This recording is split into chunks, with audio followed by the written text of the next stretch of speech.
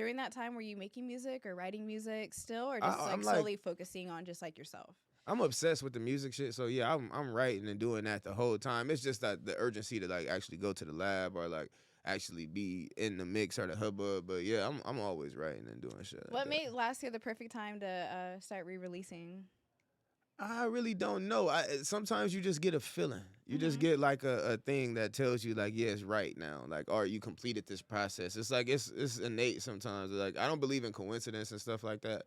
I more so believe that like when when people say I got these voices in my head, they either steering you in the right way or it's something that you're supposed to get over. So I feel like when you get those moments that be like, yeah, do this right now, that intuition, you gotta just go for that.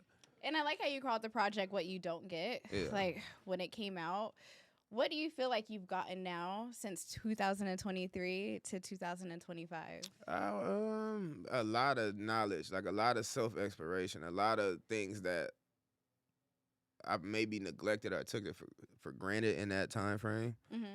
I feel like I just did a lot of growing since then. Like I've learned a lot about myself. I learned a lot about how I interact within the world around me. You know what I mean? So it's like how much I mean to people around me, or how much I don't mean to the people around me, and how much they need to be cut off. So Period. I say I just gained a lot of knowledge in that time frame. Right. And the cool thing about your music, though, I feel like it just really captures like the time and the space. So it doesn't even really matter like when you drop it. I feel like it's just always relevant. Talk about this new piece of music that you're putting out. I know I've been seeing you actually collabing with like a lot of artists as of recent, but talk about like the newness of 2025 dropping. I feel like it's a innocence back in what I'm doing. Like the fun part of like when you were doing shit before was for the bread, or like when it was just for the art or for the sport. Like I'm in sport mode right now. Like I just like to spar. I like to get in the ring, and if it's other people that whose sword is sharp, I like to see where mine measure up against that. Like I'm just in a really good mood for the art and the sport right now, and I feel like that's kind of what's inspiring this. And it all go back to what I said. Like I'm just spiritually in line right now. I'm like my head is in a good space. I'm just I'm great. I'm good to compete at the moment. So are we gonna get an album this year then? I'm shit. Like, I feel like you're aligning to an album, right? maybe multiple. Maybe multiple. Yeah, maybe multiple. So what's your take on dropping singles and an album and EPs? I'm with all of that. Like I got something for each one of those now now. So I'm with all that. Okay, I'm like, are we gonna get like a blue Corolla? I know you have like the red, and the red and the purple. I'm like, can we get a blue? There's stuff along the storyline, the theme of that go with it, the update to what that mindset was. Yes. Hell yeah. Okay, so being in such I want to say one of the biggest legendary groups of Los Angeles, being a part of Odd Future, do you feel like I don't know, like, what is the balance that you feel that you have to have with that? Because I know a lot of people know you from that situation, but also, doing your own thing, and you've always been doing your own thing. How do you find a balance of just being an artist within that, I guess? I always say people that come from something like that, like have a different type of journey, because first you got to go through the whole thing of how big that was and widespread it happened, and how it affected a lot of people, and you get stuck in that time frame coming from a group in people's minds that way. So a lot of the work that I did in between coming from the group and going there was just kind of to shed my skin. I was purposely saying like taking of our future out my name and of this, because I always wanted to stand on my own too.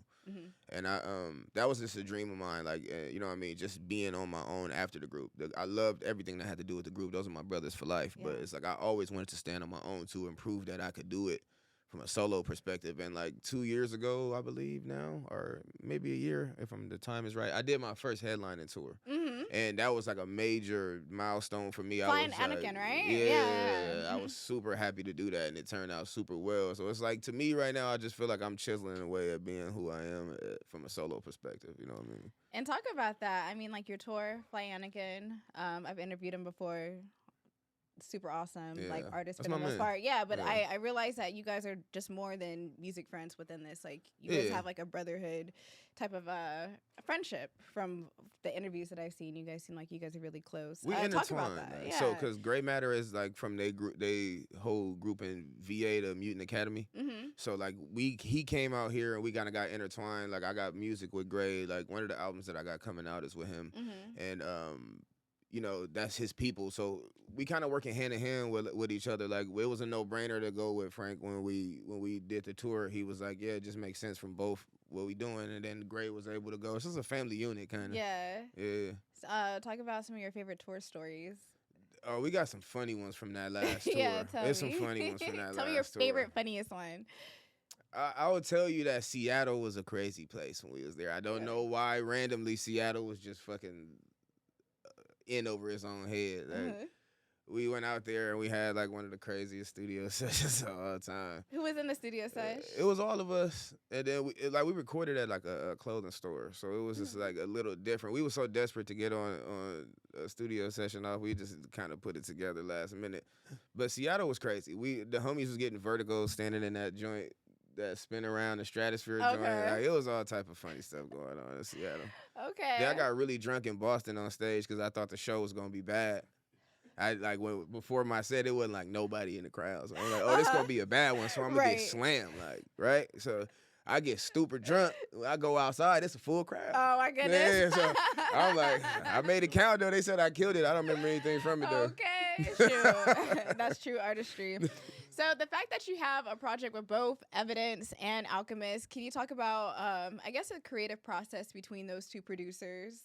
What do you like about Alchemist, and how does he do it different than Evidence, I would say? With Al, like over there, it feels like he got that kind of soul that you feel like you've been knowing somebody for a long time. You it's know, like training, right? Yeah, it's like he like a long lost relative in a way. Like he got that warm feeling where it don't feel like the pressure from the first day I went over there and rapped. I never felt pressure to perform over there. It just felt like he was like, yeah, this gonna work. So I felt good about it. And I would say with Ev is super intentional. Like he brought some of the best parts out of me when I wasn't as inspired as I am today. Like the way that he pushed towards things, and he's looking for perfection, not in a typical sense where it's like let's get this absolutely perfect, but where he can push you to the best version of yourself. And I feel like that unlocked a lot of shit in my process, a lot of shit in my pen, like my confidence in doing shit. Like just that year when I was coming back when we did intros, like Ev did a lot. His work is very intentional, if I had to describe it in one word. Sick. I mean, it's really cool, you know, the fact that you've been able to work with both of them. Who are some of the producers that you're working with currently for like a lot of this new stuff that's getting ready to drop out? Great Matter and I have some stuff. My homegirl Amber from Moonchild, if you heard the group Moonchild, we got a project together. Yeah, that's a random little nice one. Like. Okay. And then me and Conductor working on something too. Okay, Conductor. Okay. I really like your storytelling. I feel like that is like one of your strong suits. What kind of stories are we going to be hearing within this theme of the music dropping this year as well? I kind of just like my whole thing with music is like I like to live a little life before I can hit like I don't believe in writer's block. I believe that you just not living enough life or you may not be inspired at the time. So it's like I believe in like taking trips or taking time off to go be a human and shit because you need things to talk about. So everything I go for is just an accurate update of what my mind state, like where I'm actively being in. And I just try to give people. I feel like I got a true underdog story. So, like, I try to relate to people that are kind of like me. You know what I'm saying? I try to give them juice on an everyday basis that they can get through with. If you need a little dose of inspiration, get it from this. Awesome.